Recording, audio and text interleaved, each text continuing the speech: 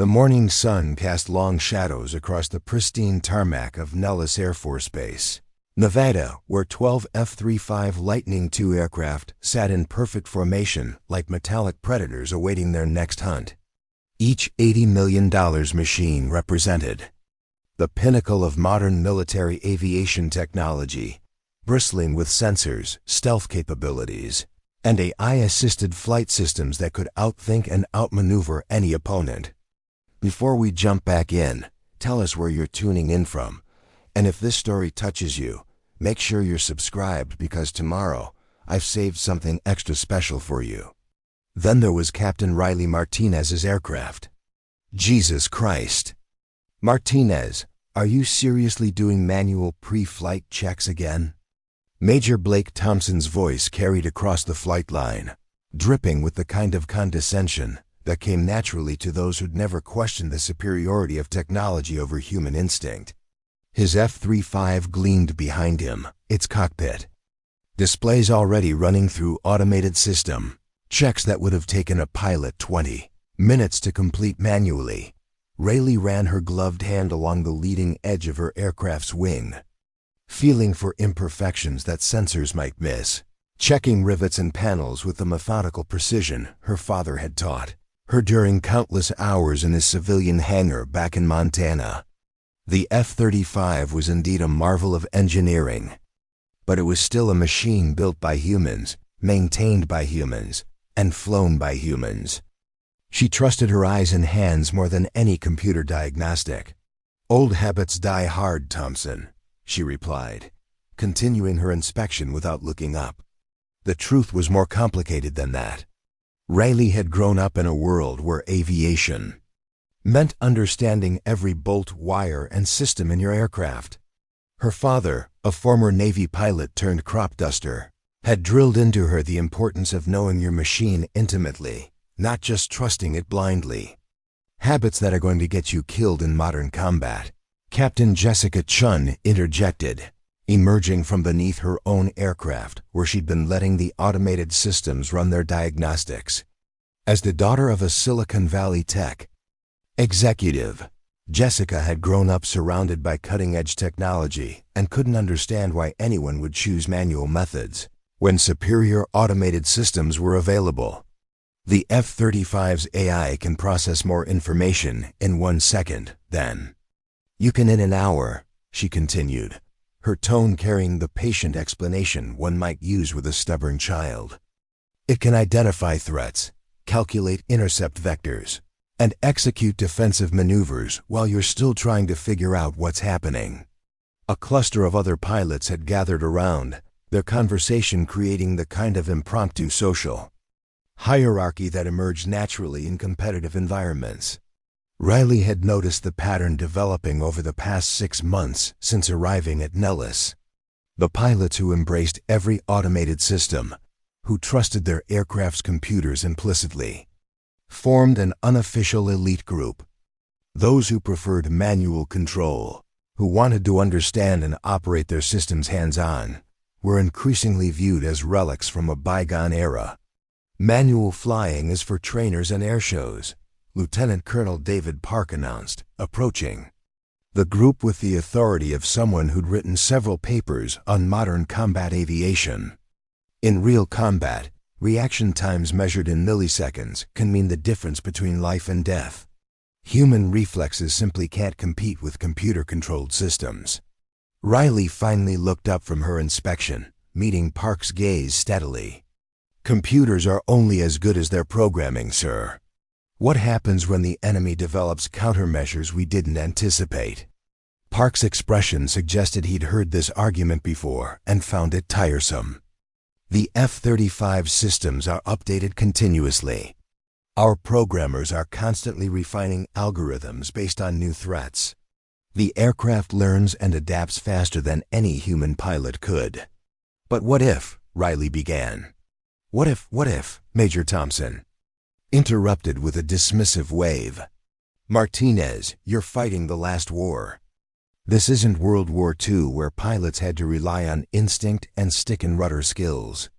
This is modern air combat, where information superiority and automated systems determined the outcome. Captain Lisa Rodriguez, who'd been quietly observing the exchange, finally spoke up. "Riley, I get that you want to understand your aircraft, but don't you think it's time to trust the technology? These systems were designed by people much smarter than us to handle situations we can't even imagine." The comment stung because it came from Rodriguez, who'd been one of the few pilots to initially support Riley's approach to flying. But like most of the others, she'd gradually been won over by the undeniable capabilities of the F-35's automated systems. "The technology is impressive," Riley admitted, "but it's still just a tool. The pilot should be in control, not the passenger." "Nobody's talking about being a passenger," Chun replied, her voice taking on the tone of someone explaining something obvious. "We're talking about being smart enough to use every advantage available to us. Your stubborn insistence on manual control isn't admirable, it's dangerous." The group's dynamics had shifted over the months Riley had been stationed at Nellis. Initially, there had been a mix of flying philosophies among the pilots. Some, like herself, preferred hands-on control and manual systems operation. Others embraced automation but maintained healthy skepticism about over-reliance on technology. A few had been early adopters of complete automation integration. Now nearly everyone has moved toward the automated end of the spectrum. The F-35 systems were simply too capable, too fast, and too reliable to ignore. Pilots who resisted the trend were increasingly viewed as obstacles to progress, holdouts, clinging to obsolete methods that had no place in modern warfare. "You know what your problem is, Martinez?" Thompson continued, his voice gaining that edge that suggested he was about to deliver what he considered a Thompson continued, definitive statement. "You think being a pilot means the same thing it did 30 years ago. But we're not just pilots anymore. We're systems operators. Our job is to manage the aircraft's capabilities, not pretend we're better than computers at flying." Riley felt the familiar frustration building in her chest. She'd heard variations of this argument countless times, and each iteration felt like another nail in the coffin of traditional piloting skills. "I'm not pretending to be better than computers at processing data," she said carefully. "I'm saying that understanding and controlling your aircraft manually gives you options that automated systems can't provide." "Like what?" Park challenged. "Give me one scenario where manual control would be superior to automated systems in the F-35. Riley considered her answer carefully. The truth was, the F-35's automated systems were remarkably capable. They could indeed process information faster than any human, execute maneuvers with precision that exceeded human capabilities, and adapt to changing conditions in real time. But there was something about complete reliance on automation that bothered her at a fundamental level. "Electronic warfare," she said finally. "What happens when the enemy jams our systems or feeds false information to our computers? What happens when cyber attacks compromise our automated systems?" "That's what redundancy is for," Rodriguez replied. "The F-35 has multiple backup systems, alternative data sources, and hardened electronics designed to resist jamming and cyber attacks. But what if they find a way around all of that?" Riley pressed. "What if they develop countermeasures that our programmers didn't anticipate?" "Then we adapt," Thompson said with finality. "We update our systems, develop new countermeasures, and move forward. That's how modern warfare works. It's not about individual pilot skills anymore. It's about technological superiority." The conversation was interrupted by the arrival of Colonel James Mitchell, the squadron commander, whose presence immediately shifted the group's attention. Mitchell was a veteran pilot with over 20 years of experience, including combat tours in both Iraq and Afghanistan.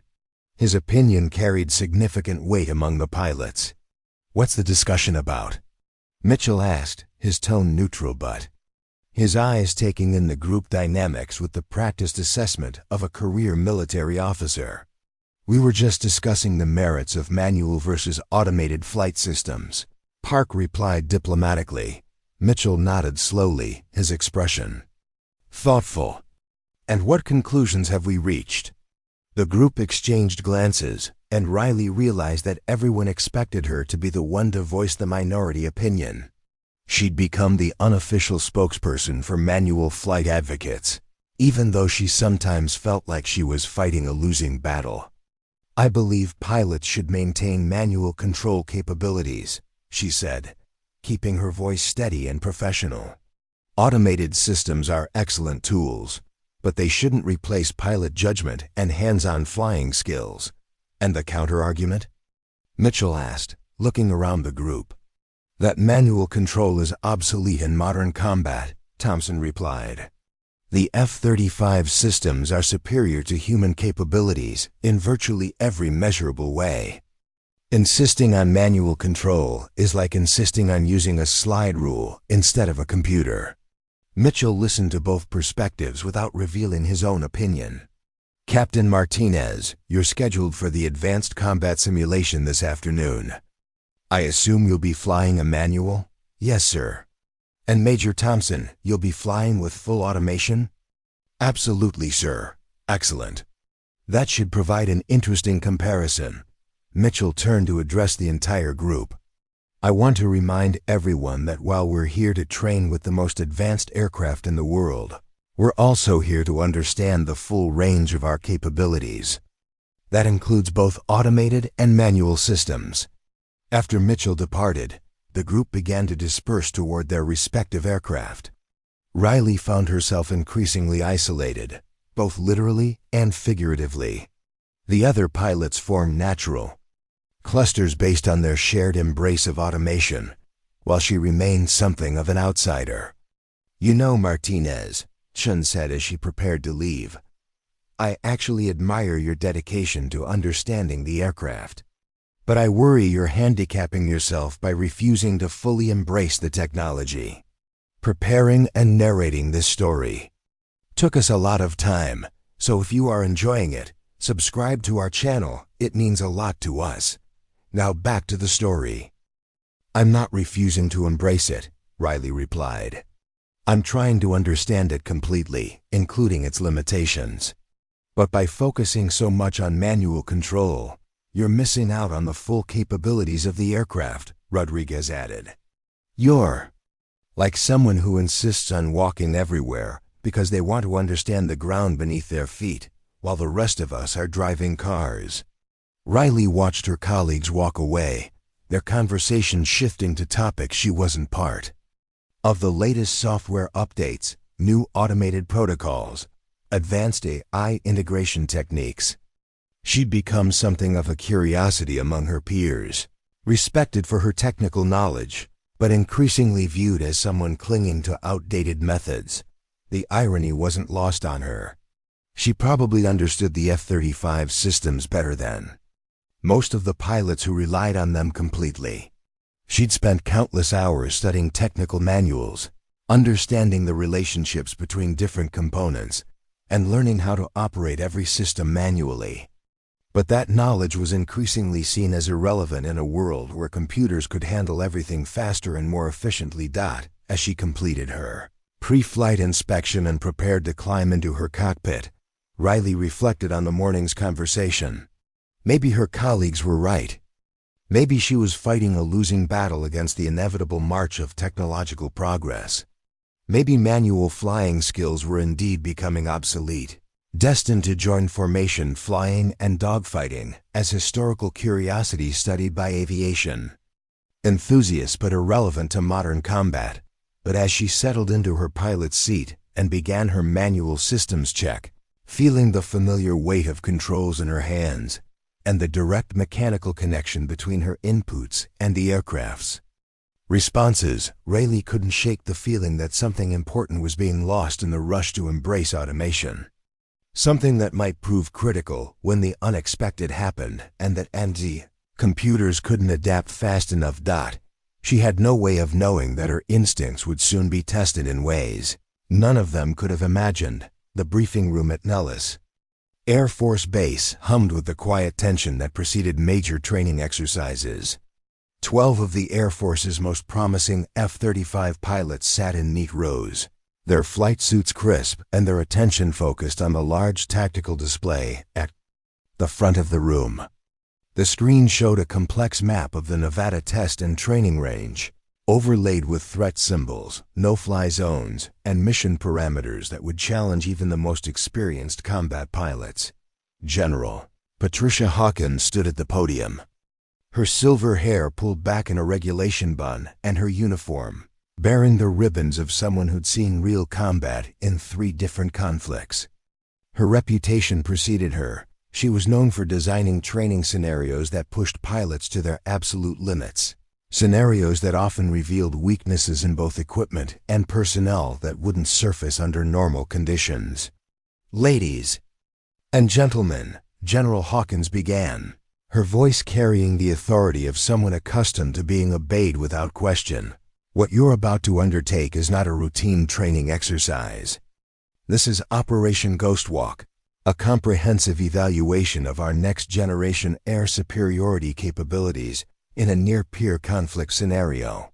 The room fell silent. Near-peer conflict meant facing an enemy with technology and capabilities roughly equivalent to their own, not the asymmetrical warfare that had characterized recent conflicts. This was training for potential confrontations with nations that possessed advanced air defense systems, sophisticated electronic warfare capabilities, and their own 5th-generation fighter aircraft. "The scenario is straightforward," Hawkins continued, clicking to the next slide. "You'll be operating in a contested airspace environment against an enemy force equipped with the latest Russian and Chinese air defense systems. Your mission is to penetrate their defensive perimeter, eliminate high-value targets, and extract without losses." Riley studied the tactical display, noting the density of threat indicators scattered across the map. ESA-21, Growler surface-to-air missile systems, advanced radar installations, electronic warfare platforms, and what appeared to be simulated enemy fighter aircraft with capabilities matching their own F-35s. It was a threat environment that would test every system and capability their aircraft possessed. "The opposing force," Hawkins continued, "will be using the most advanced simulation technology available. Their electronic warfare capabilities will include GPS jamming, communications disruption, and active cyber warfare attempts against your aircraft systems. Some of you may experience partial or complete system failures during the exercise." Major Thompson leaned forward in his seat, his expression one of professional interest rather than concern. His confidence in the F-35's automated systems was absolute. He'd trained extensively with similar scenarios and had always relied on the aircraft's ability to adapt to changing conditions automatically. "The exercise will be conducted in 3 phases, Hawkins explained, advancing to a new slide. "Phase 1 involves penetrating the outer defensive perimeter using stealth capabilities and electronic countermeasures. Phase 2 requires you to identify and engage multiple ground targets while avoiding enemy air patrols. Phase 3 is extraction under pursuit by enemy fighters." Captain Chun raised her hand. "General, what level of automation are we authorized to use?" "Full automation is not only authorized but expected," Hawkins replied. "This exercise is designed to test our most advanced combat capabilities, which means using every technological advantage available. Your aircraft's AI systems should handle threat assessment, route planning, and engagement decisions faster and more accurately than human pilots could manage manually." Riley felt a familiar knot forming in her stomach. She'd participated in similar exercises before, but always with the option to override automated systems when she deemed it necessary. The emphasis on full automation suggested that manual intervention might be actively discouraged, if not prohibited entirely. "The stakes," Hawkins continued, "are higher than typical training exercises. The results of Operation Ghostwalk will influence critical decisions about the future of our air combat doctrine.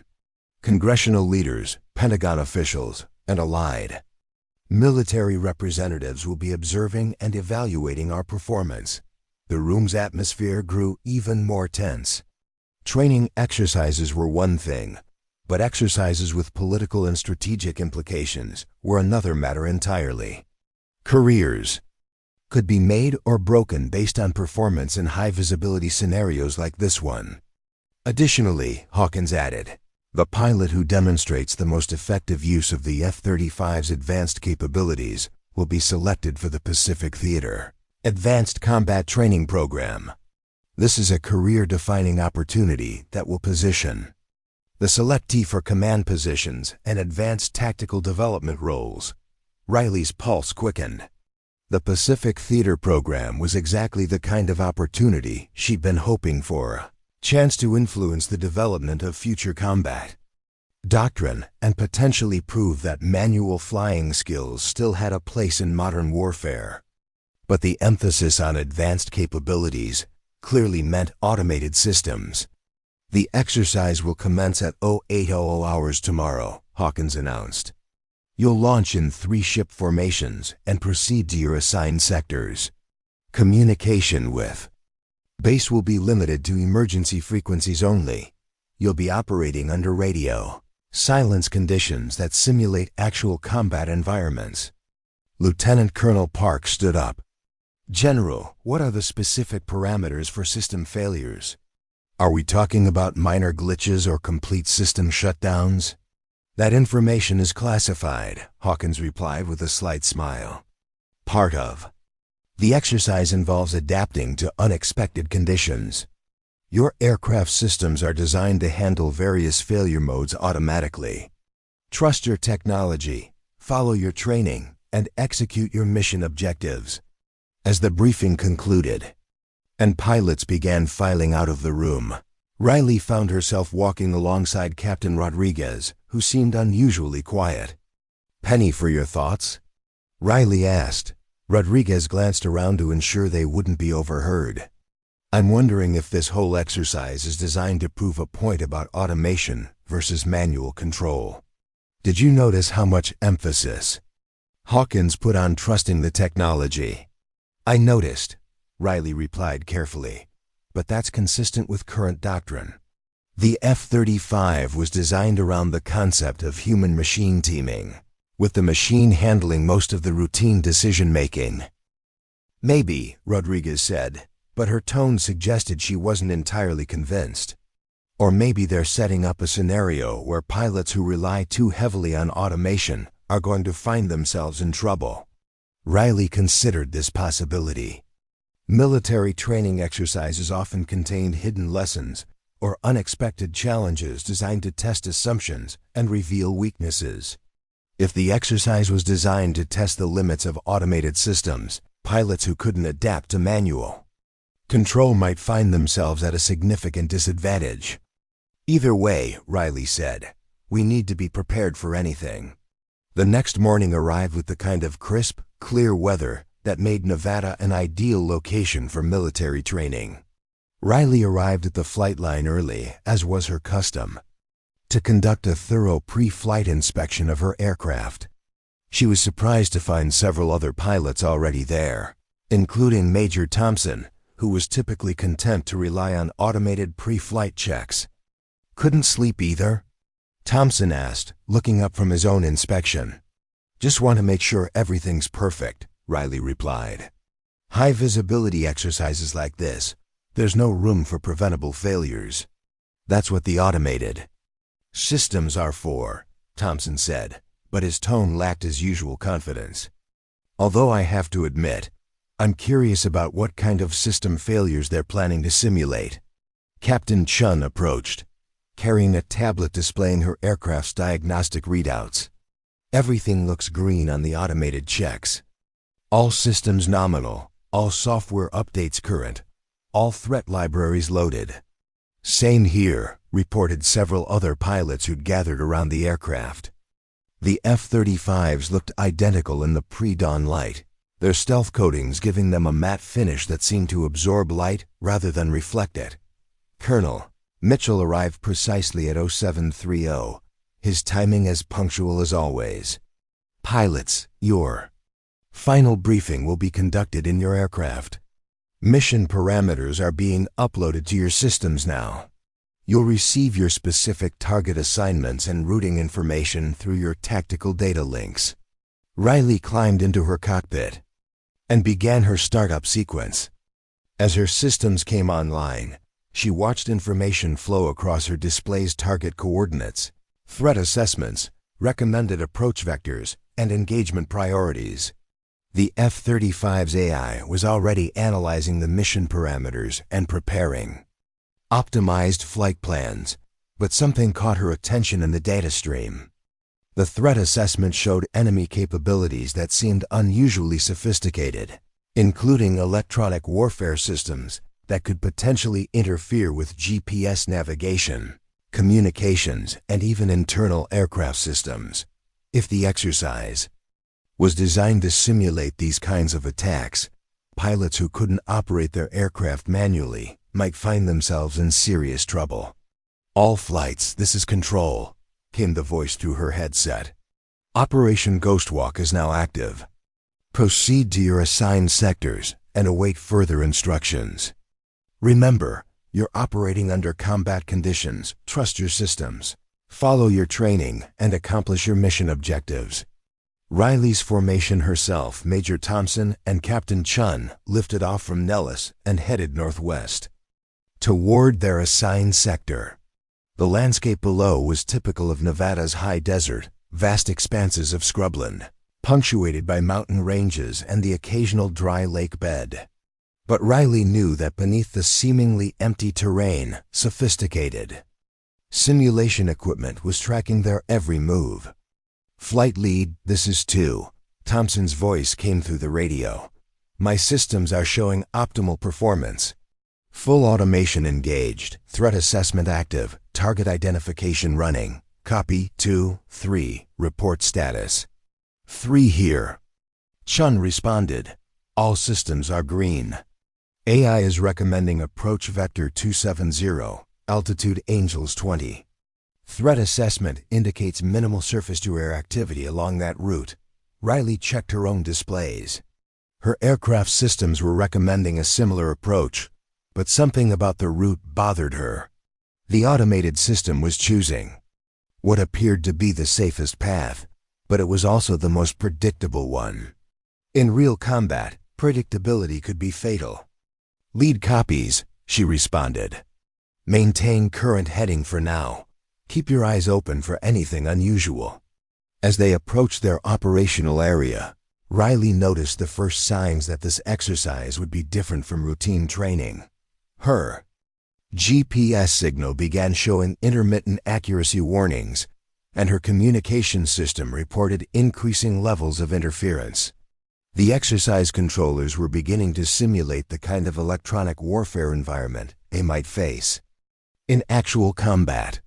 "Flight lead, I'm getting some anomalous readings," Thompson reported. "My navigation system is showing minor discrepancies between GPS and inertial guidance."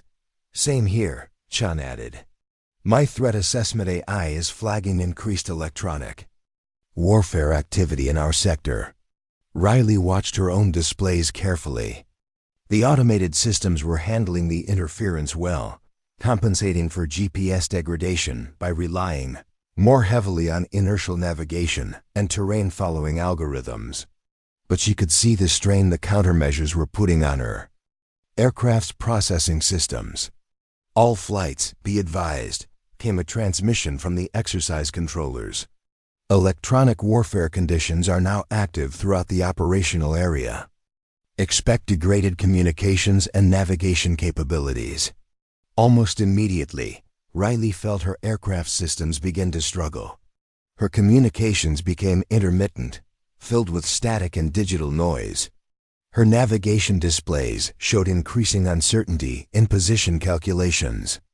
Most concerning, her threat assessment system began reporting conflicting information about enemy positions and capabilities. 2, do you copy?" Riley called Thompson. Copy, lead. Systems are compensating for interference. Thompson's transmission was broken and difficult to understand, but Riley could hear tension in his voice. The exercise was clearly pushing their aircraft's capabilities to the limit. 3. Report status. Experiencing system delays. AI is recalculating. Chun's transmission was even more garbled. Riley realized that their formation was being systematically degraded by the simulated electronic warfare environment. The very systems they'd been told to trust were being compromised by an enemy that understood their capabilities and had developed countermeasures, specifically designed to exploit their weaknesses. As they approached their target area, Riley made a decision that would prove crucial to everything that followed. Instead of relying solely on her aircraft's automated systems, she began cross-checking their recommendations against her own tactical assessment. She studied the terrain below, evaluated the threat environment using her own knowledge and experience, and prepared alternative plans in case the automated systems failed completely. She had no way of knowing that her instincts about the exercise's true purpose were correct, and that the most challenging part of Operation Ghostwalk was yet to come.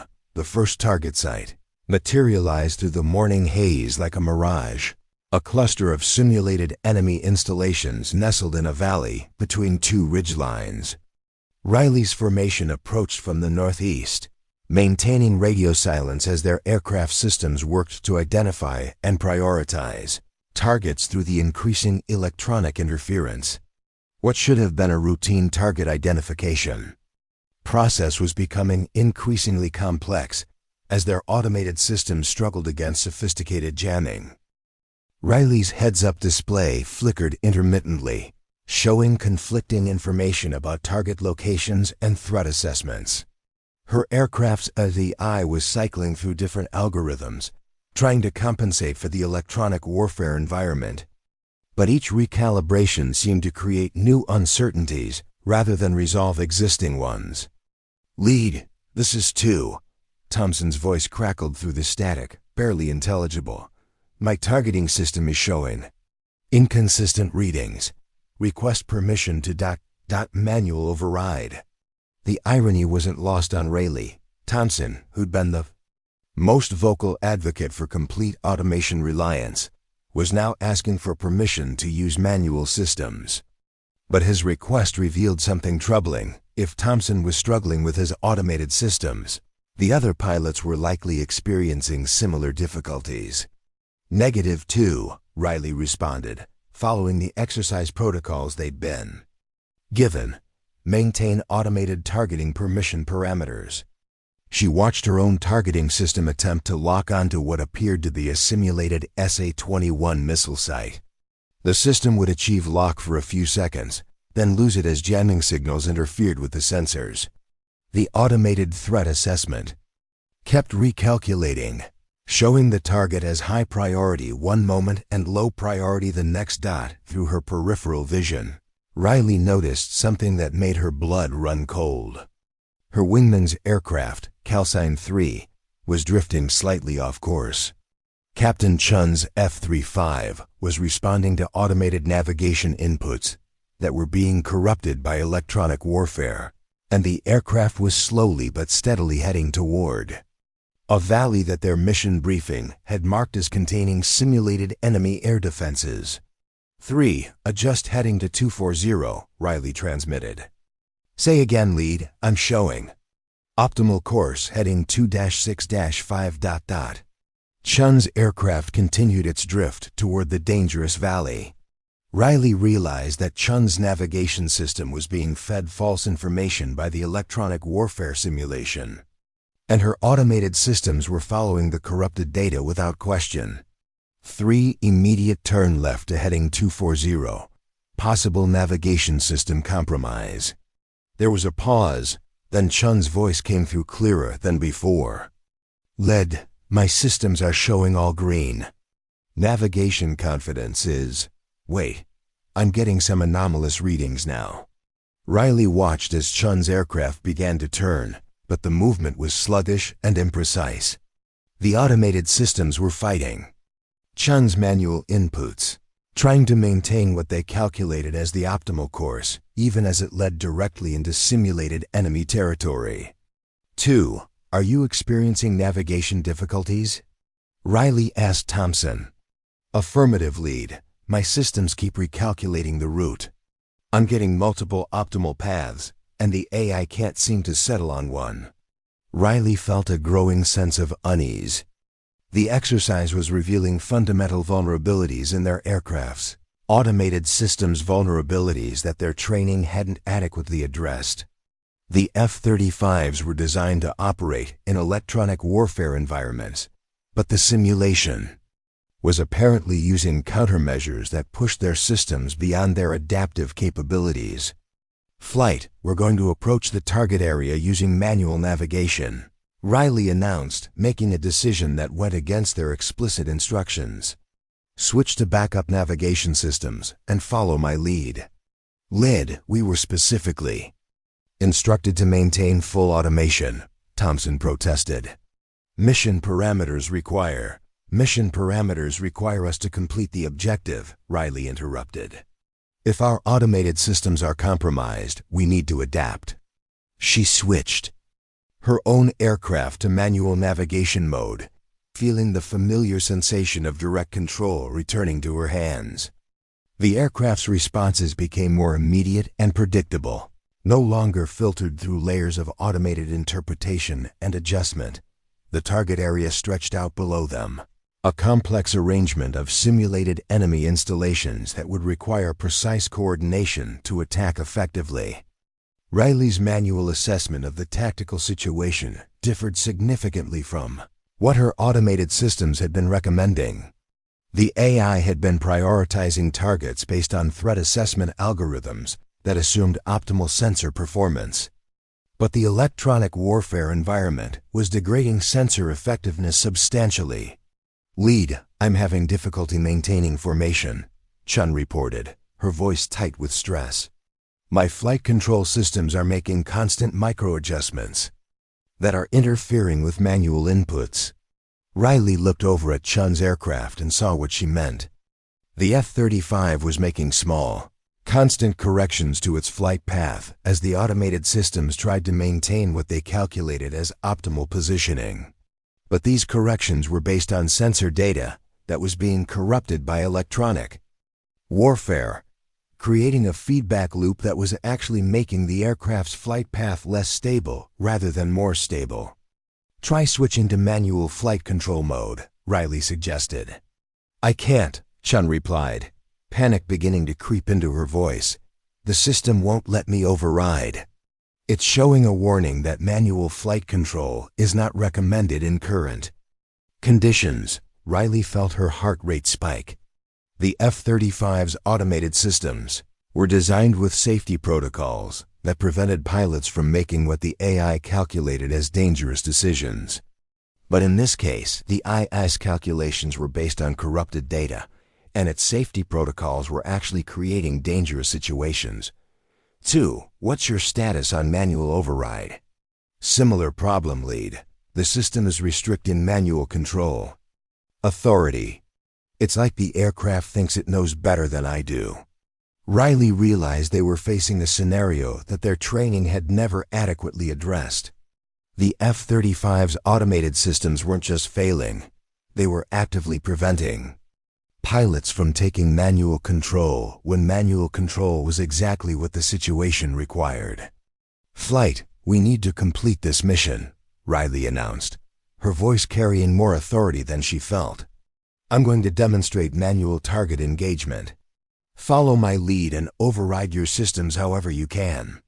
She selected her first target manually, using visual identification and range estimation techniques that she'd practiced extensively, but rarely had occasion to use in actual operations. The process was slower than automated targeting, but it was also more reliable given the electronic warfare environment they were operating in. As she prepared to engage, Riley noticed something troubling on her radar display. Additional aircraft were approaching from the east. Aircraft that weren't part of their formation and weren't showing up on the mission briefing she'd received. The electronic warfare environment was making it difficult to determine whether these were friendly aircraft, enemy aircraft, or additional simulation elements. Lead, I'm showing unknown aircraft bearing 090. Range 15 miles and closing, Thompson reported, his voice tense. Riley's automated threat assessment system was cycling through different classifications for the approaching aircraft, unable to definitively identify them as friend or foe. This was exactly the kind of scenario where automated systems could make catastrophic errors, misidentifying friendly aircraft as hostile, or failing to recognize genuine threats. 2-3, we're going to have to make some quick decisions here, Riley said, her mind racing through possibilities. If those are enemy aircraft, we need to be prepared for air-to-air combat. If they're friendly, we need to avoid fratricide. My systems aren't giving me clear identification, Chung reported. Electronic warfare is interfering with IFF interrogation. Riley realized that Operation Ghostwalk was testing more than just their ability to complete ground attack missions in an electronic warfare environment. It was testing their ability to make life and death decisions when their automated systems couldn't provide clear answers. Flight, I'm taking manual control of threat assessment, Riley announced, making another decision that contradicted their explicit instructions. We're going to identify those aircraft using visual confirmation and manual evaluation. Lead. That's not procedure, Thompson protested. We're supposed to trust the automated systems for threat identification. The automated systems aren't working properly, Riley replied firmly. We need to adapt or we're going to fail this mission. As the unknown aircraft continued to approach, Riley found herself in the position she'd been dreading since the exercise began. She was forced to choose between following explicit orders to rely on automated systems or using her own judgment and manual flying skills to handle a situation that the automated systems couldn't resolve. The choice became even more critical when her aircraft's threat assessment system suddenly classified the approaching aircraft as hostile and began preparing for automatic defensive measures. But Riley's manual evaluation of the situation suggested that the aircraft might be friendly. Their approach vector and formation suggested they were following standard procedures for joining an ongoing mission.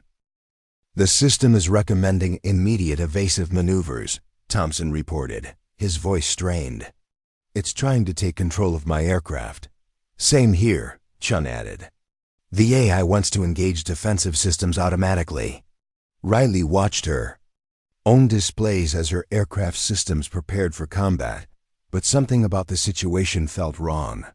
The approaching aircraft weren't behaving like attackers. They were following protocols that suggested they were friendly forces arriving to support the mission.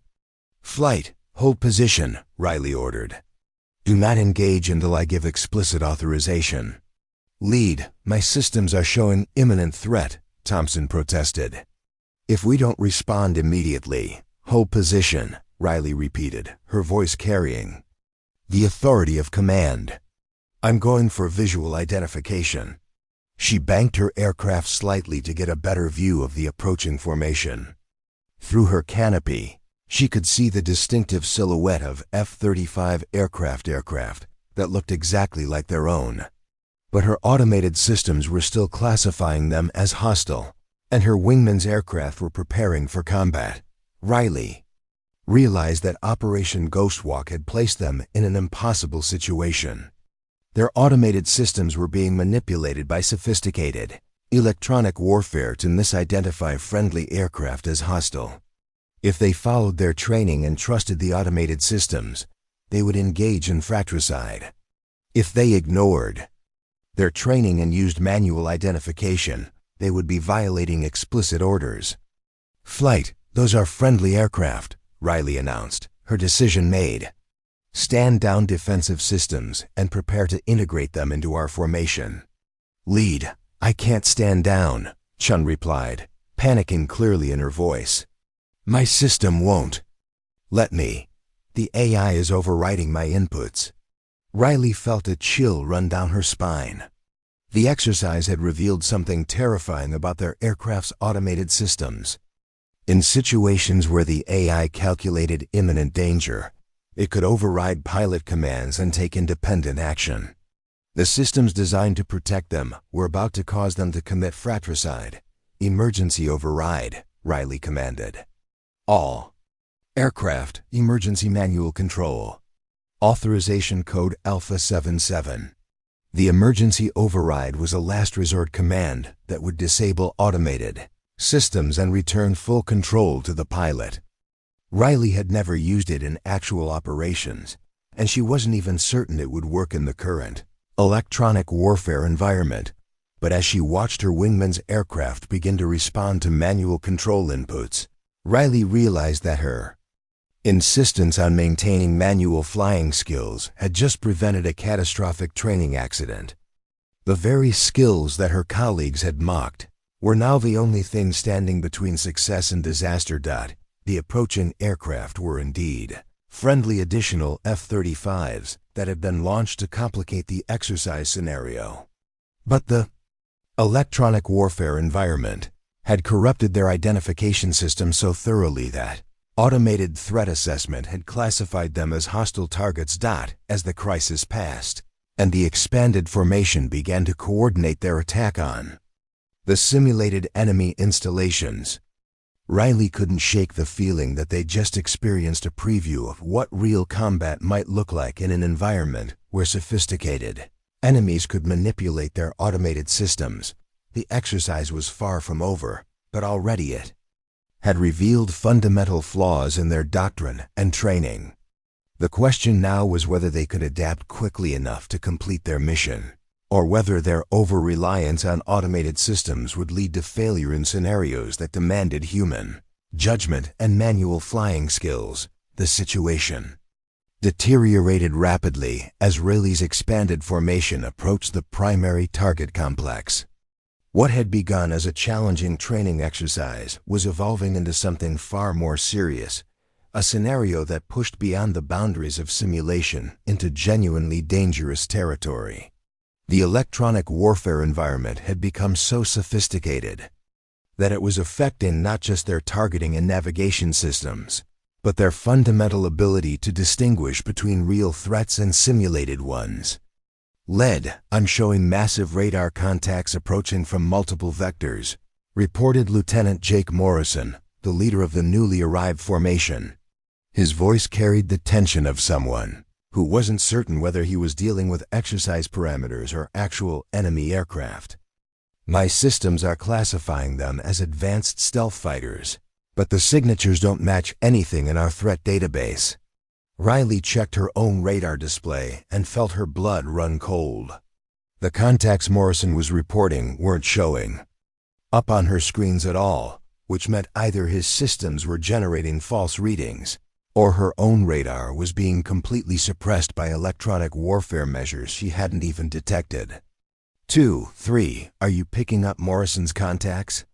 Riley asked her original wingman. Negative, lead, Thompson responded, his voice tight with stress. My radar is showing clear airspace, but my electronic warfare warning system is going crazy. I'm getting threat alerts from every direction. My systems are completely confused, Chun added, her earlier panic now replaced by grim determination. I'm showing simultaneous threats from ground-based missiles, air-to-air missiles, and what appears to be orbital weapons platforms. That last one has to be a system malfunction. Riley realized they were facing a crisis that went far beyond the scope of a normal training exercise. The electronic warfare environment had become so complex and sophisticated that their aircraft systems were no longer providing reliable information about anything. They were effectively flying blind in a scenario where making the wrong decision could have catastrophic consequences. Control, this is Ghostwalk lead, Riley transmitted on the emergency frequency. Request immediate clarification of exercise. Parameters. We're experiencing system failures that exceed normal training protocols. Static filled her headset.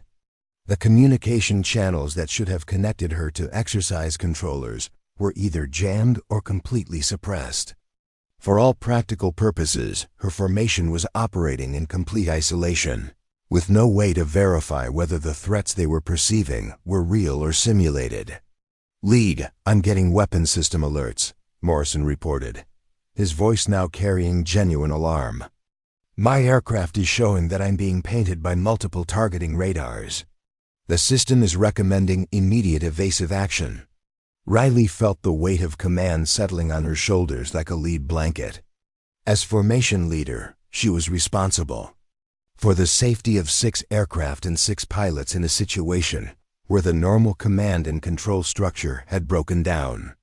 Her decisions in the next few minutes would determine whether they completed their mission successfully or whether Operation Ghostwalk became a disaster that would haunt the Air Force for years to come. "All aircraft, listen carefully," Riley announced, her voice carrying more authority than she'd ever had to project before. "We're going to assume that everything we're seeing on our displays is potentially compromised. From this point forward, we're operating under manual control using visual confirmation and basic navigation procedures." "Lead, that's not possible," Thompson protested. "We're in a complex threat environment. Manual procedures can't provide the reaction time we need for survival." "Our automated systems are providing contradictory information," Riley replied firmly. "We can't make tactical decisions based on data we can't trust. We're going back to basics." As if to underscore her point, Captain Chen's aircraft suddenly began an automated evasive maneuver, rolling inverted and diving toward the desert floor below. Her F-35 systems had detected what they calculated as an imminent missile threat and had taken independent action to avoid it, but there was no visible missile, no launch signature, and no other aircraft in the formation had detected the same. "Threat 3, report status," Riley called out, watching Chun's aircraft plummet toward the ground. "System override." Chun's voice was strained by the G-forces of her aircraft's violent maneuver. "Can't regain control. The I thinks I'm under attack." Riley watched in horror as Chun's F-35 continued its dive, its automated systems executing a defensive pattern that would have been appropriate for avoiding a real missile, but was completely unnecessary in the current situation. The aircraft was following its programming perfectly, but that programming was based on sensor data that had been corrupted by electronic warfare. "Emergency override authorization, Alpha 77, Riley transmitted, hoping the emergency command would reach Chun's aircraft despite the electronic interference. "All aircraft, emergency manual control. Repeat, emergency manual control." Chun's aircraft began to level out, but not before dropping to an altitude that brought it dangerously close to the mountain peaks scattered throughout the training area. Riley could see that Chun was struggling to regain control, fighting against automated systems that were still trying to execute defensive maneuvers against threats that didn't exist. "Morrison, take your flight and establish a defensive perimeter," Riley ordered. "Thompson, you're with me. We're going to escort 3 back to a safe altitude and assess the situation." But as Riley began to maneuver toward Chun's aircraft, her own threat warning system suddenly activated, painting her cockpit with red warning lights and filling her headset with urgent audio alerts.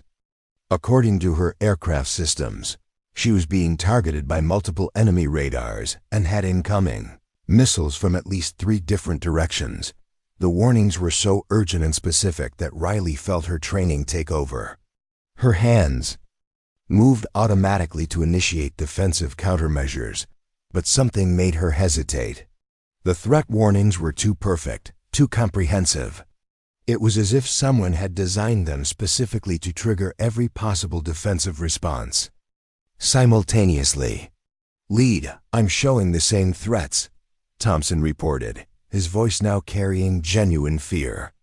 "Multiple missile launches, all targeted at our formation.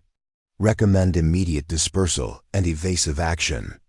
Riley looked through her canopy at the clear desert sky around them. There were no missile contrails, no launch signatures, no visible threats of any kind.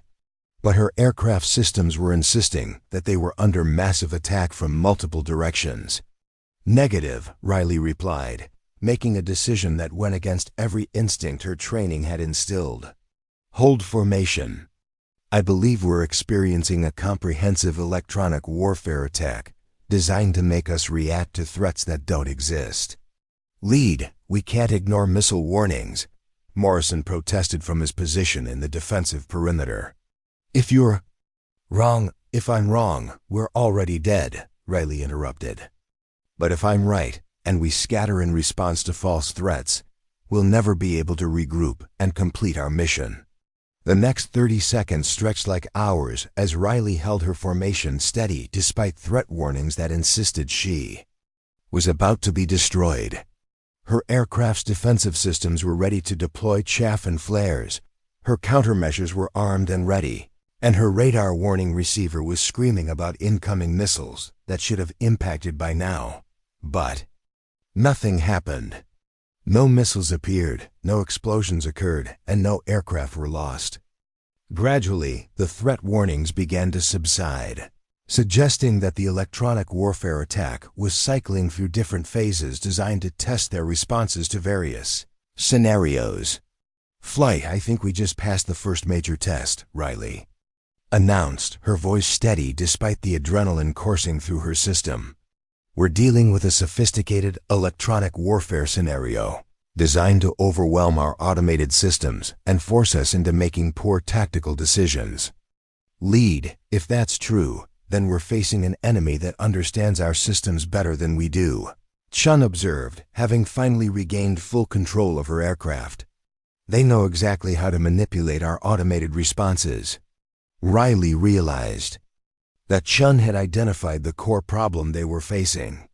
Operation Ghostwalk wasn't just testing their ability to complete missions in an electronic warfare environment, it was testing their ability to function when an enemy had developed countermeasures, specifically designed to turn their own technology against them. Morrison, what's your flight status? Riley asked the leader of the supporting formation. We're experiencing intermittent system failures, Morrison replied. Navigation is unreliable, communications are spotty, and our threat assessment systems are showing contacts that appear and disappear randomly. But we're maintaining manual control and staying together. Riley felt a grim satisfaction in Morrison's report. The pilots who were adapting to manual control were maintaining their effectiveness, while those who continued to rely on automated systems were becoming increasingly compromised. All aircraft were going to complete this mission using manual procedures, Riley announced. That means visual navigation, manual target identification, and coordinated attacks using basic tactical formations. We're going to prove that pilot skills can overcome technological countermeasures. But even as she spoke, Riley knew that the most challenging part of the exercise was still ahead. The electronic warfare attacks they'd experienced so far had been designed to test their responses to false threats and corrupted data. The real test would come when they had to distinguish between actual threats and simulated ones, between valid targets and decoys, between friendly forces and enemy combatants. Lead, I'm picking up radio traffic on an emergency frequency, Thompson reported. It sounds like other formations are experiencing similar problems. Someone is requesting emergency assistance, and there's mention of aircraft down. Riley felt a chill run through her. If other formations were experiencing actual emergencies, then Operation Ghostwalk had crossed the line from challenging training exercise to genuine crisis. The electronic warfare environment was apparently so realistic and sophisticated that it was causing actual accidents and system failures. Can you get a bearing on that transmission? Riley asked. Negative, the signal is too weak and intermittent. But it sounded like it was coming from the eastern sector. Riley made a decision that would define the rest of the exercise. Morrison, take your flight and investigate the emergency transmission. Thompson, Chun, you're with me. We're going to complete our primary mission objectives, then rendezvous with Morrison's flight for extraction. Lead, shouldn't we all respond to the emergency? Chun asked. If we abandon our primary mission, we fail the exercise, Riley replied. But if we can complete our objectives using manual procedures, we prove that human pilots can overcome technological countermeasures. That might be the most important lesson of this entire operation. As the formations split up to handle their respective missions, Riley couldn't shake the feeling that they were being watched and evaluated by observers who understood the true nature of what they were facing. Operation Ghostwalk was revealing fundamental vulnerabilities in their doctrine, their training, and their equipment vulnerabilities that could prove catastrophic in actual combat against a technologically sophisticated enemy. The crisis was far from over, but Riley was beginning to understand that the real test wasn't whether they could complete their mission objectives. The real test was whether they could adapt their tactics and procedures quickly enough to overcome an enemy that had turned their own technology against them. That the answer to that question would determine not just the outcome of Operation Ghostwalk, but potentially the future of air combat doctrine for the entire Air Force. Riley's reduced formation approached the primary target complex with renewed purpose, but the landscape below them had transformed into something far more sinister than the original mission briefing had suggested. What should have been a straightforward attack on simulated enemy installations had become a deadly puzzle where nothing was as it appeared, and every decision carried the weight of potential catastrophe. Lead, I'm seeing something that doesn't match our intelligence, Thompson reported, his voice carrying a new edge of professional concern. The target complex has expanded significantly. There are installations here that weren't in our original briefing. Riley studied the terrain below through her canopy, cross-referencing what she could see with her memory of the mission parameters. Thompson was right. The enemy complex had grown substantially, with new buildings, additional air defense positions, and what appeared to be a sophisticated command and control center that hadn't been part of their original target list. 3. What are your systems showing for target identification? Riley asked Chun. That's the problem. Lead, my automated target identification system is showing dozens of potential targets, but they're constantly changing priority levels. One moment a building is classified as high value, the next it's showing as a decoy. I can't seem to make consistent assessments. Riley realized they were facing a new phase of the electronic warfare simulation 1, designed to test their ability to distinguish between real targets and sophisticated decoys. The enemy wasn't just jamming their systems. They were feeding false information designed to make them waste ammunition on meaningless targets while missing the objectives that actually mattered. We're going to use manual target identification, Riley announced, implementing the approach that had been mocked by her colleagues just days earlier. Visual confirmation, tactical reasoning, and coordinated assessment. Ignore what your computers are telling you about target priority. Lead, manual target identification takes too long, Thompson protested. In a real combat environment, we'd be vulnerable to counterattack during the assessment phase. We're already vulnerable, Riley replied, banking her aircraft to get a better view of the complex below. Our automated systems are being fed false information. If we trust them, we'll attack the wrong targets and fail the mission. As they circled the target area, Riley began to notice patterns that her aircraft's automated systems had missed. The installations that looked most threatening from a distance, large buildings with obvious military characteristics, were positioned in ways that suggested they were decoys designed to draw attention. The real command and control facilities were smaller, more subtle, and positioned to take advantage of natural terrain features for protection. I see it, Chun said suddenly, her voice carrying the excitement of recognition. The real targets are the ones that look least important. The big, obvious installations are decoys designed to waste our ordnance. Confirm, Riley replied, feeling a surge of vindication. The enemy is using our own targeting doctrine against us. They know our automated systems prioritize targets based on size and apparent threat level, so they've built decoys that match those criteria. Thompson's voice joined the analysis. If that's true, then our entire approach to automated target identification is compromised. An enemy that understands our systems can manipulate them to their advantage. Riley felt the weight of that realization settling over their formation. They weren't just facing a training exercise. They were confronting a fundamental flaw in their combat doctrine that could prove catastrophic in actual warfare against a technologically sophisticated enemy. All aircraft were going to demonstrate manual target engagement, Riley announced. Visual identification, coordinated attack patterns, and human judgment overriding automated recommendations. But as they prepared to begin their attack run, Riley's radar warning receiver suddenly activated with an entirely new type of alert. Instead of the false missile warnings they'd experienced earlier, her systems were now detecting something that made her blood run cold: actual surface-to-air missiles launching from positions that hadn't been there moments before. "Lead, I have multiple SAM launches," Thompson called out, his voice tight with alarm. "These look real, not simulated." Riley watched the missile contrails rising from the desert floor, climbing toward their formation with deadly precision. But something about the launches seemed wrong. The missiles were too visible, too obvious, and they were following trajectories that seemed designed to be detected and avoided rather than to achieve actual hits.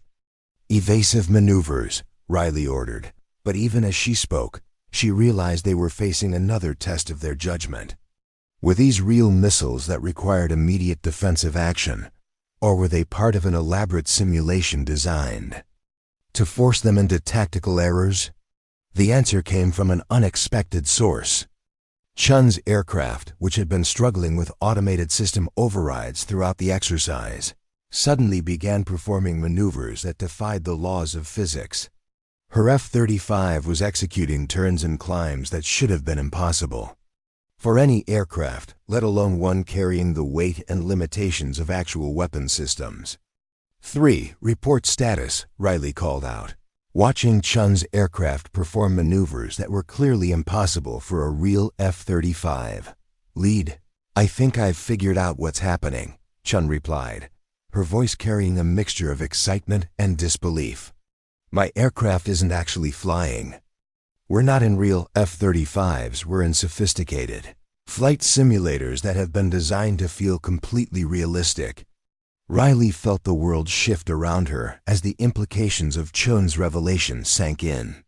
If they were in simulators rather than actual aircraft, then everything they'd experienced, the electronic warfare attacks, the system failures, the missile launches, was part of an elaborate test designed to evaluate their responses to scenarios that would be too dangerous to simulate with real aircraft.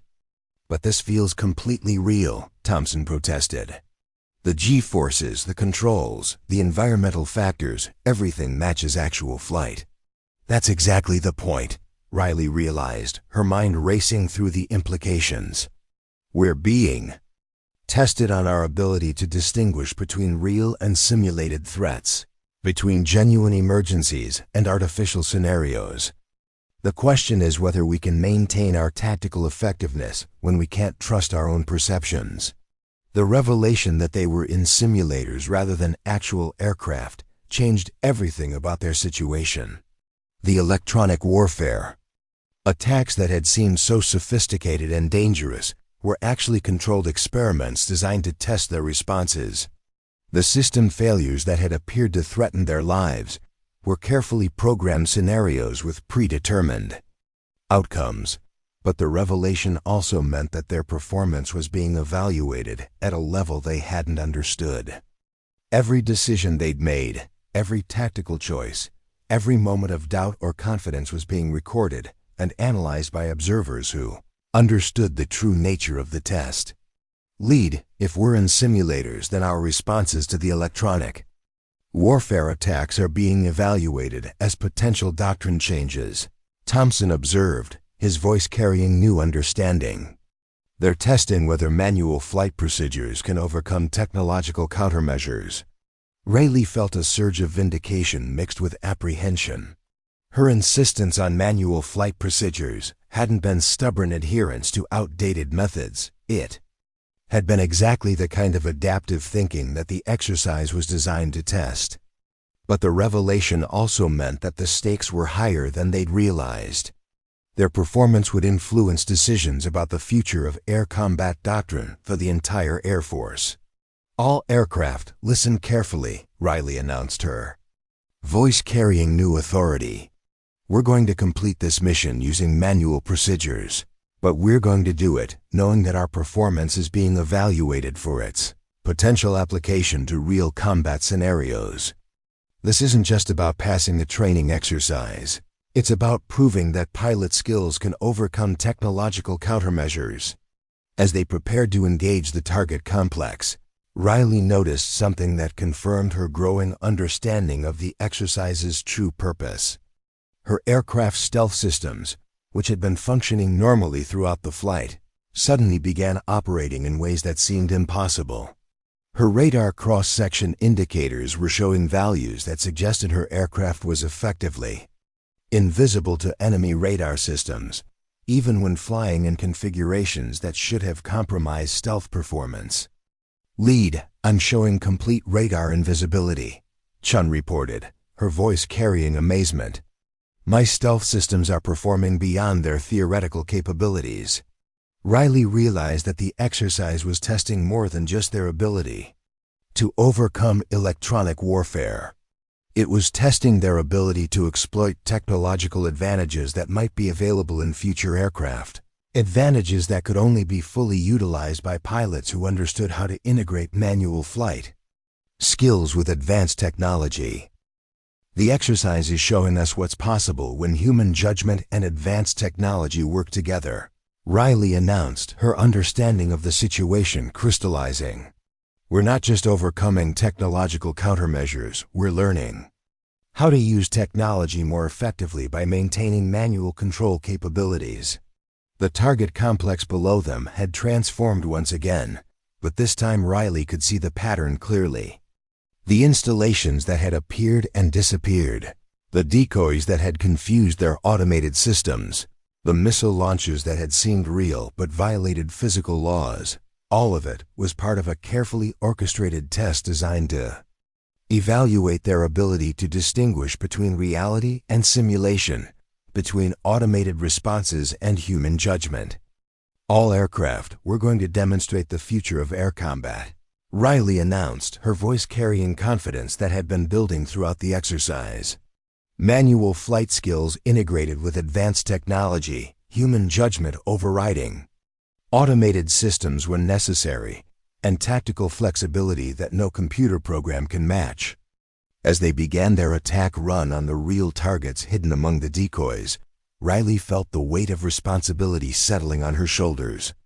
The exercise had revealed that the future of air combat wouldn't be determined by choosing between human skills and technological capabilities, but by learning how to integrate them effectively. The pilots who could master that integration, who could use manual flight skills to overcome technological countermeasures while exploiting advanced systems to achieve tactical advantages, would define the next generation of air combat doctrine. And for the first time since the exercise began, Riley felt confident that her approach to flying had been vindicated not as a rejection of modern technology, but as the key to unlocking its full potential. The attack run began with Riley's formation approaching the target complex at an altitude that would have been suicide in actual combat, but in the simulator environment allowed them to demonstrate capabilities that pushed the boundaries of what anyone had thought possible. Riley's aircraft had become something beyond a conventional F-35. It was operating as a hybrid system where advanced technology amplified human judgment rather than replacing it. "Lead, I'm achieving radar lock on the primary command center," Thompson reported, his voice carrying new confidence. "But I'm using manual target designation combined with the enhanced targeting systems." It's like the aircraft is reading my intentions and amplifying my capabilities. Riley felt the same phenomenon in her own aircraft. The simulator had evolved beyond simply testing their responses to electronic warfare. It was now demonstrating what might be possible when pilots maintained manual control authority while leveraging advanced AI as a collaborative tool rather than a replacement for human judgment. Target designated, Riley announced, her hands moving across controls that responded with precision that exceeded anything she'd experienced in actual F-35 operations. Initiating coordinated attack sequence. The weapons release was unlike anything they'd trained for. Instead of the automated fire-and-forget missiles they were accustomed to, their ordnance was following flight paths that seemed to defy conventional physics. The missiles curved around obstacles, adjusted their trajectories in real time to avoid countermeasures, and demonstrated accuracy that suggested they were being guided by intelligence far beyond current technology. Lead, my weapons are performing target discrimination that shouldn't be possible, Chun reported, watching her missiles navigate through the complex defensive layout. They're distinguishing between real targets and decoys at a level that exceeds our current smart weapons capabilities. Riley realized that the exercise had evolved into a demonstration of future combat possibility scenarios where human pilots could direct weapons systems with unprecedented precision while maintaining tactical flexibility that no automated system could match. But as their attack proceeded, the enemy response escalated to match their enhanced capabilities. The simulated surface-to-air missiles launching from the complex were now demonstrating advanced countermeasures that required split-second decisions and tactical innovations that pushed their piloting skills to absolute limits. Multiple threats. Inbound, Thompson called out, his voice tight with concentration. These missiles are adapting to our evasive maneuvers in real time. They're learning from our defensive patterns. Riley watched the incoming missiles adjust their trajectories as her formation executed evasive maneuvers. The enemy weapons were demonstrating artificial intelligence that could predict and counter their tactical responses, forcing them to constantly innovate and adapt their defensive strategies. Switch to manual evasive control, Riley ordered, her hands taking direct control of her aircraft's flight path. Don't let the AI predict your movements. Use random inputs, unexpected maneuvers, and tactical unpredictability. The next few minutes became a deadly ballet of attack and evasion that showcased the full potential of human-machine collaboration. Riley's formation was executing maneuvers that combined the precision of computer-controlled flight with the creativity and unpredictability of human tactical thinking. Lead, I'm achieving stealth performance that exceeds theoretical maximums, Chun reported, her voice filled with amazement. My radar cross-section is showing values that should be impossible for any aircraft. Riley glanced at her own stealth indicators and saw the same phenomenon. Her aircraft was achieving radar invisibility that went beyond conventional stealth technology, suggesting that the simulator was demonstrating capabilities that might be available in future aircraft designs. The exercise is showing us what's possible when manual flight skills are integrated with advanced technology, Riley announced, her understanding of the situation continuing to evolve. We're not just overcoming electronic warfare, we're demonstrating enhanced capabilities that weren't possible with purely automated systems.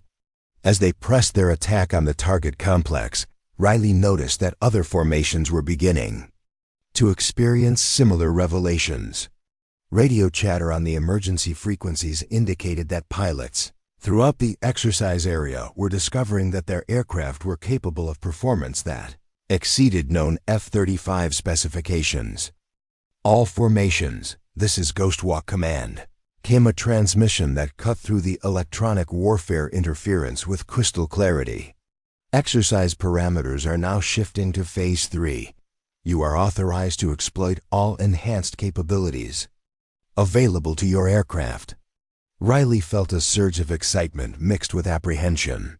Phase 3 apparently meant that the artificial limitations that had been constraining their aircraft's performance were being removed, allowing them to experience the full potential of the simulator environment. "Led, my aircraft is now showing capabilities that I didn't know existed," Thompson reported, his voice carrying wonder. "Enhanced maneuverability, advanced weapon systems, and sensor performance that exceeds anything in our current inventory." Riley realized that they were being given a preview of what future air combat might look like, not just the challenges they might face, but the capabilities they might possess.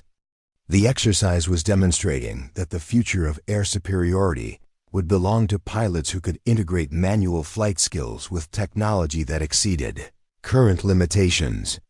"Morrison, report status," Riley called to the leader of the formation. That had split off to investigate the emergency transmission. "Lead, we've located the source of the emergency calls," Morrison replied, his voice carrying grim satisfaction. "It was a test of our response to friendly aircraft in distress. The formation we found had been programmed to experience catastrophic system failures to see if we would abandon our mission to assist them." Riley felt the weight of that revelation. The exercise had been testing not just their tactical capabilities, but their decision-making under pressure, their willingness to help fellow pilots, and their ability to balance mission completion with moral obligations. "What was the outcome?" Riley asked.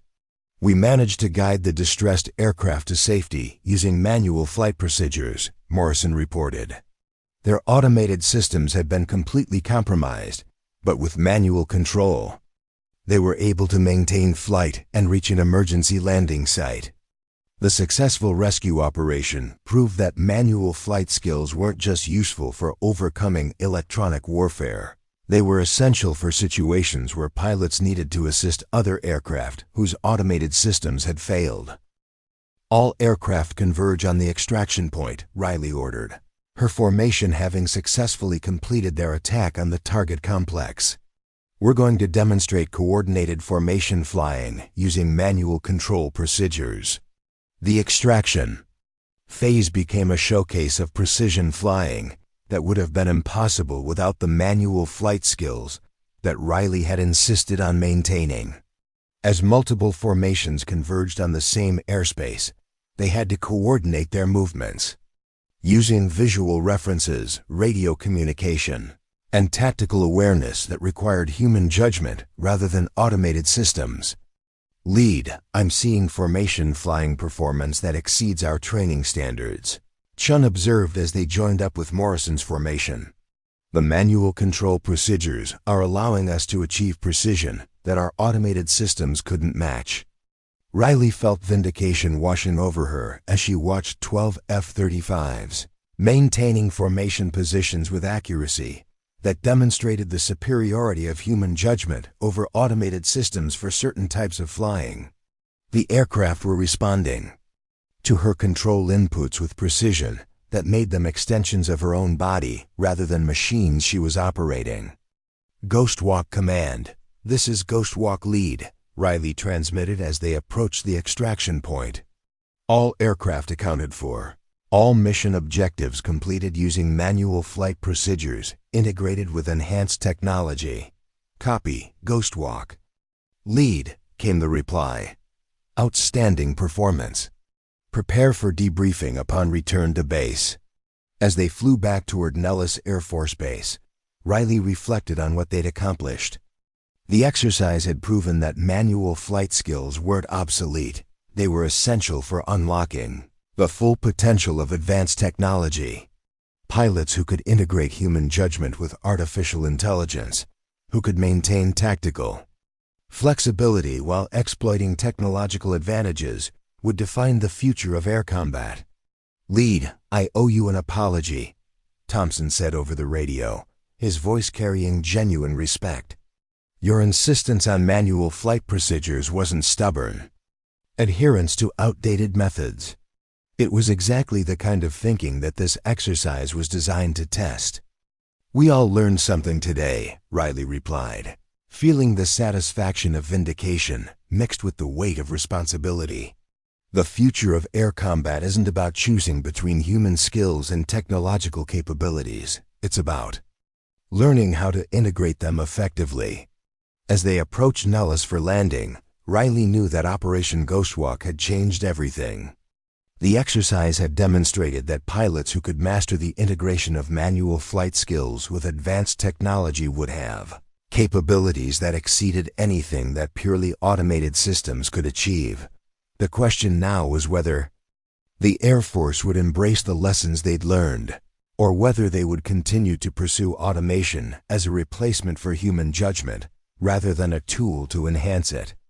The answer to that question would determine not just the future of air combat doctrine, but the role of human pilots in the military aviation of tomorrow. But as Riley felt her aircraft responding to her control inputs with perfect precision, she was confident that the future belonged to pilots who understood that the most advanced technology in the world was only as effective as the human judgment that guided it. The debriefing room at Nellis Air Force Base had been transformed into something resembling a Pentagon war room. Banks of monitors displayed real-time data from Operation Ghostwalk, tactical analysis charts covered the walls, and a collection of high-ranking military officials occupied seats that normally held only squadron personnel. Riley found herself at the center of attention in a way that made her profoundly uncomfortable. But she understood that her performance during the exercise had implications that extended far beyond her own career. General Patricia Hawkins stood at the front of the room, her expression unreadable as she reviewed the comprehensive data analysis that had been compiled during the exercise. Behind her, a massive display showed performance metrics that told the story of 12 pilots who had been pushed to their absolute limits and had emerged with capabilities that exceeded everyone's expectations. "Ladies and gentlemen," General Hawkins began, her voice carrying the gravity of someone about to deliver information that would change everything they thought they knew about air combat. "Operation Ghostwalk has produced results that exceed our most optimistic projections. The integration of manual flight skills with advanced technology has demonstrated capabilities that we didn't know were possible." Riley sat in the front row alongside her fellow pilots, feeling the weight of dozens of eyes upon her. She could see representatives from the Pentagon, officials from major defense contractors, and officers from allied nations who had been invited to observe the exercise. The scope of attention suggested that Operation Ghostwalk had been far more than a training exercise. It had been a demonstration of concepts that could reshape military aviation for decades to come. "Captain Martinez," General Hawkins continued, addressing Riley directly, "your performance during Operation Ghostwalk has been nothing short of extraordinary. You demonstrated tactical leadership, innovative thinking, and flight skills that exceeded every benchmark we use to evaluate pilot performance." Riley felt heat rising in her cheeks as she became the focus of attention from some of the most senior military officials in the United States. "Thank you, General. I was just applying the principles my father taught me about understanding your aircraft completely." "Your father was Chief Warrant Officer Roberto Martinez, who served with distinction in Iraq and Afghanistan," General Hawkins noted, consulting her briefing materials. "His philosophy of integrating human judgment with technological capabilities has apparently been passed down to the next generation." Riley felt a surge of pride at the mention of her father, who had died in a helicopter accident when she was 16. His approach to aviation had shaped her entire understanding of what it meant to be a pilot, and hearing his methods validated at the highest levels of military aviation felt like vindication for both of them. "The data from Operation Ghostwalk," General Hawkins continued, "shows that pilots who maintained manual control authority while leveraging advanced AI assistance achieved performance levels that exceeded purely automated systems by margins we didn't think were possible." She clicked to the next slide, which displayed comparative performance metrics that told a compelling story. Aircraft flown using integrated manual automated procedures had demonstrated superior target identification, more effective electronic warfare countermeasures, enhanced tactical flexibility, and significantly better mission completion rates compared to aircraft operated using purely automated systems. Major Thompson, General Hawkins addressed Riley's wingman. Your adaptation to manual flight procedures during the exercise was remarkable. Can you describe the difference you experienced between automated and integrated control? Thompson stood up, his expression serious and professional. General, the automated systems were incredibly capable, but they were also predictable. The enemy electronic warfare attacks were designed to exploit that predictability. When we switched to manual control integrated with AI assistance, we became unpredictable. The enemy systems couldn't adapt to our tactical innovations because they were based on human creativity rather than programmed responses. Riley felt satisfaction at Thompson's assessment. The pilot who had been most vocal about the superiority of automation had become one of the strongest advocates for the integrated approach they had demonstrated. Captain Chun, General Hawkins continued, your aircraft experienced some of the most severe electronic warfare attacks during the exercise. How did manual control capabilities help you overcome those challenges? Chun stood up, her confidence evident in her posture and voice. General, the electronic warfare attacks were designed to turn our own systems against us. When I relied on automation, my aircraft was executing maneuvers that were dangerous and counterproductive. But when I took manual control, I could override the corrupted automated responses and use my own judgment to determine the appropriate actions. Riley watched as Chun spoke, remembering the panic in her voice when her aircraft had been performing automated evasive maneuvers against non-existent threats. The transformation from fear to confidence was remarkable, and it demonstrated the psychological benefits of maintaining control over one's own aircraft. The implications of these results, General Hawkins announced, extend far beyond training exercises. We're looking at a fundamental shift in how we approach air combat doctrine, pilot training, and aircraft design. She clicked to a new slide that showed organizational charts and development timelines. The Air Force is establishing a new program called the Integrated Combat Systems Initiative. This program will focus on developing aircraft and training procedures that maximize the synergy between human pilots and artificial intelligence systems. Riley felt her pulse quicken as she realized the scope of what was being proposed. The exercise had validated her approach so thoroughly that it was being adopted as the foundation for an entirely new approach to military aviation. Captain Martinez, General Hawkins said, looking directly at Riley, you've been selected to lead the pilot training component of the Integrated Combat Systems Initiative. You'll be working with test pilots, aircraft designers, and AI specialists to develop training protocols that will be implemented across all combat aircraft platforms. Riley felt the room spinning around her as the implications sank in. She was being offered the opportunity to shape the future of pilot training for the entire Air Force, to ensure that the manual flight skills she had fought to preserve would be integrated into the next generation of combat aircraft. General, I'm honored by the opportunity, Riley replied, her voice steady despite the excitement coursing through her veins. I accept the assignment. The room erupted in applause, but Riley barely heard it. She was thinking about her father, about the lessons he had taught her in a civilian hangar, about the importance of understanding your aircraft completely. Those lessons were about to influence the training of thousands of pilots who would fly aircraft that hadn't even been designed yet. The program will be based here at Nellis, General Hawkins continued, but it will involve collaboration with test facilities across the country. You'll be working with the most advanced aircraft and simulation systems available, pushing the boundaries of what's possible when human judgment and artificial intelligence work together. As the formal briefing concluded and the room began to empty, Riley found herself surrounded by officers who wanted to discuss the implications of what they had witnessed. But her attention was drawn to a familiar figure approaching through the crowd: Colonel James Mitchell, her squadron commander, who had been observing the exercise from the control room. "Captain Martinez," Colonel Mitchell said, his expression showing a mixture of pride and respect, "I have to admit, I had my doubts about your approach to flying. But what you accomplished today has changed my understanding of what's possible in modern air combat." Riley felt validation from Colonel Mitchell's words, knowing that his opinion carried significant weight in the fighter-pilot community. "Thank you, sir.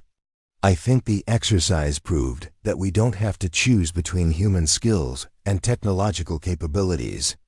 We can integrate them to achieve results that exceed what either approach could accomplish alone.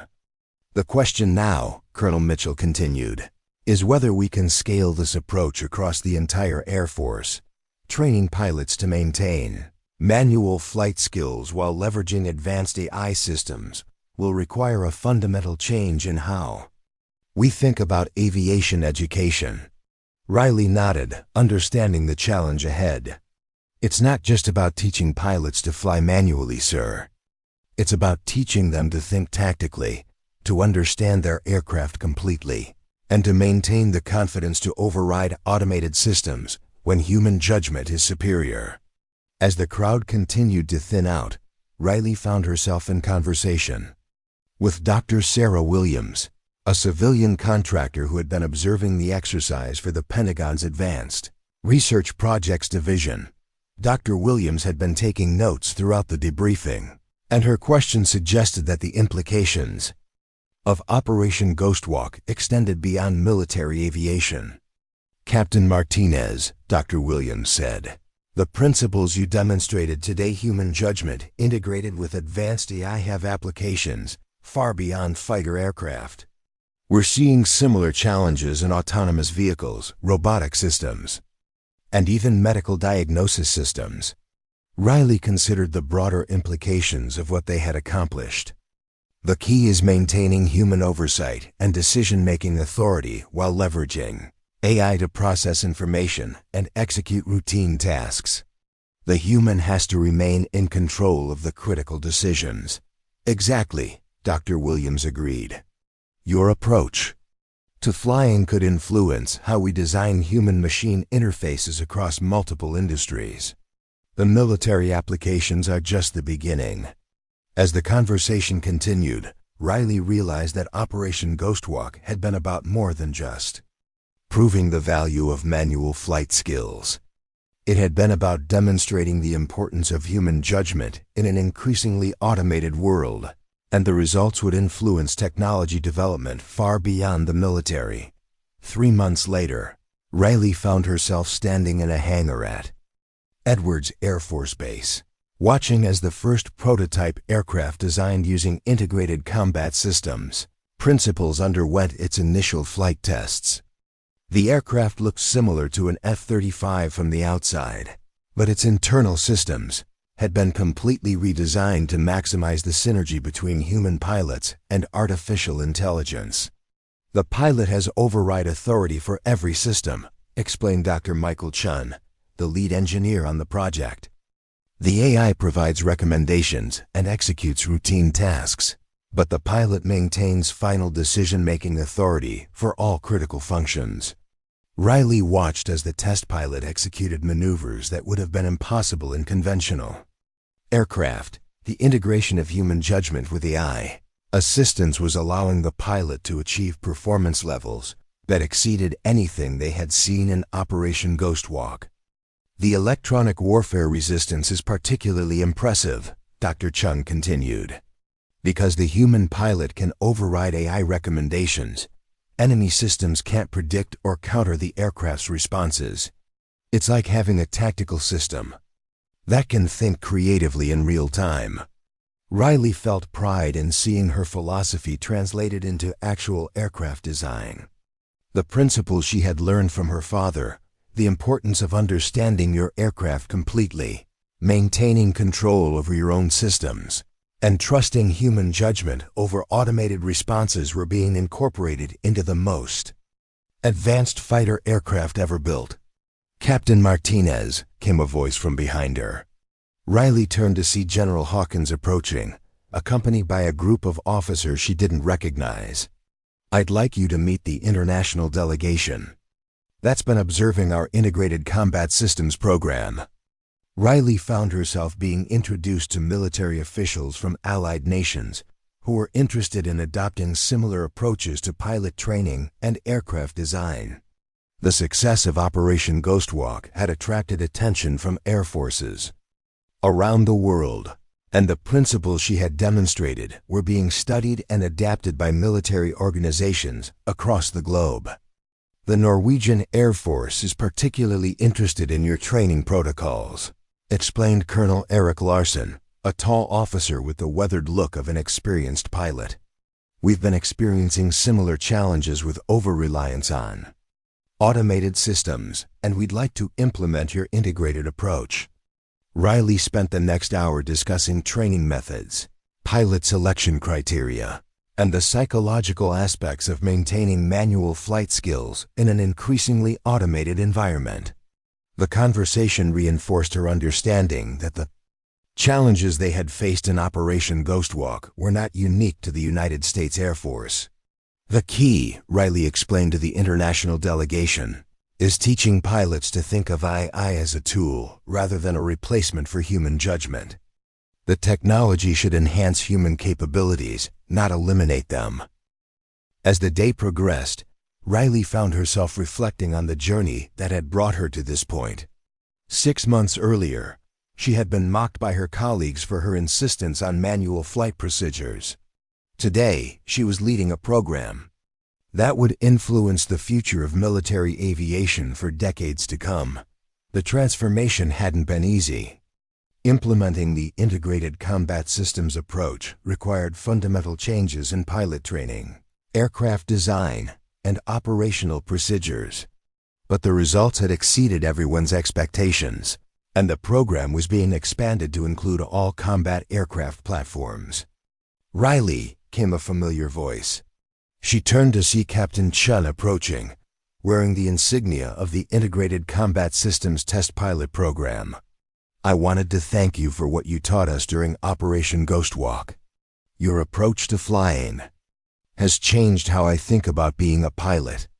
Riley felt warmth at Chun's words, remembering how the exercise had transformed all of them. "We learned together, Jessica.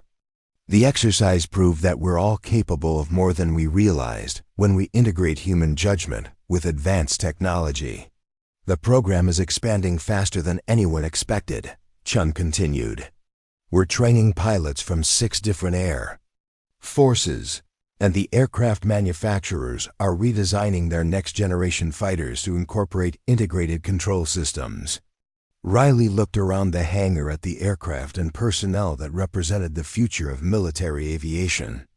The principles her father had taught her, understanding your aircraft completely, maintaining control over your own systems, and trusting human judgment, had become the foundation for a new era of air combat.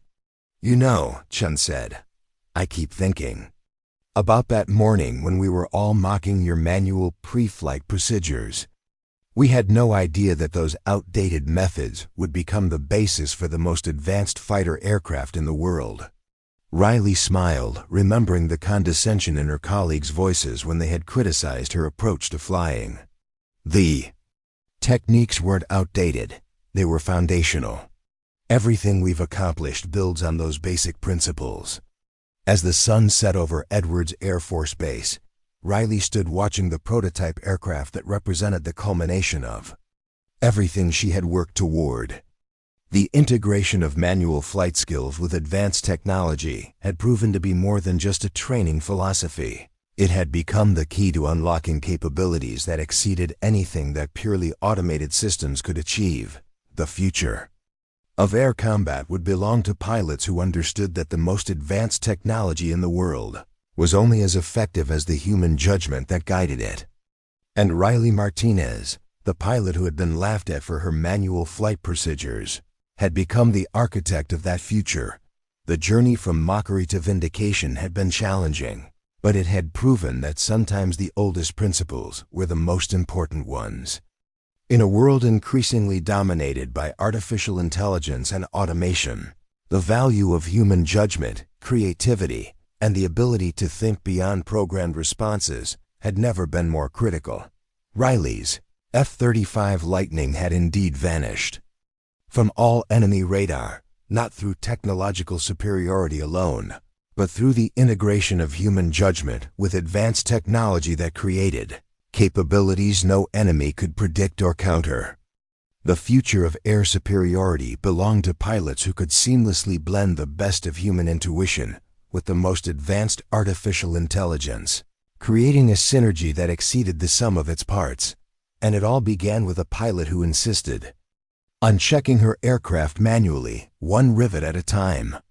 Up next, you've got two more standout stories right on your screen. If this one hits the mark, you won't want to pass these up. Just click and check them out. And don't forget to subscribe. And turn on the notification bell so you don't miss any upload from us.